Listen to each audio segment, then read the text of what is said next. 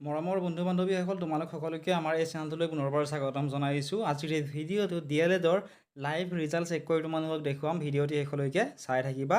পোনপ্ৰথমে তোমালোকে যিকোনো এটা ব্ৰাউজাৰ অ'পেন কৰি চাৰ্চ বাৰত তোমালোকে DLED আছাম বুলি লিখি চাৰ্চ কৰি দিবা। চাৰ্চ কৰি দিয়াৰ পিছত scrtpet.co.in এইটো ৱেবছাইট অ'পেন হ'ব। ইয়াতে তোমালোকে আছে DLED PET 2024 result R live নাও। ইয়াতে তোমালোকে ক্লিক কৰি দিবা। ক্লিক হেয়াৰ টু চেক ইয়াতে ক্লিক কৰিবা। ক্লিক কৰাৰ পিছত এনেকুৱা ধৰণে আহিব।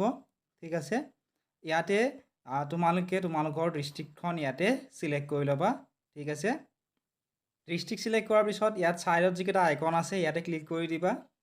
তাত ক্লিক কৰাৰ পিছত এনেকুৱা ধৰণে আহিব। ইয়াত তোমালোকৰ চিৰিয়েল নাম্বাৰ থাকিব আৰু ৰোল নাম্বাৰ থাকিব, candidate name, father's name, exam district আৰু সকলোতকৈ বেছি নম্বৰ প্ৰয়োজনৰ নামটো ওপৰত থাকিব। তাৰপিছত এনেকুৱা ধৰণে তলৰ ফালে নামবিলাক থাকি যাব। ইয়াতে তোমালোকে কিমান মাৰ্ক পালা চাব পাৰিবা। আৰু যদিহে তোমালোক কোনো এখন ডিষ্ট্ৰিক্টৰ PDF-টো লাগে বা ডাউনলোড কৰিব নোৱাৰা কমেণ্ট ছেকশ্যনত জনাবা।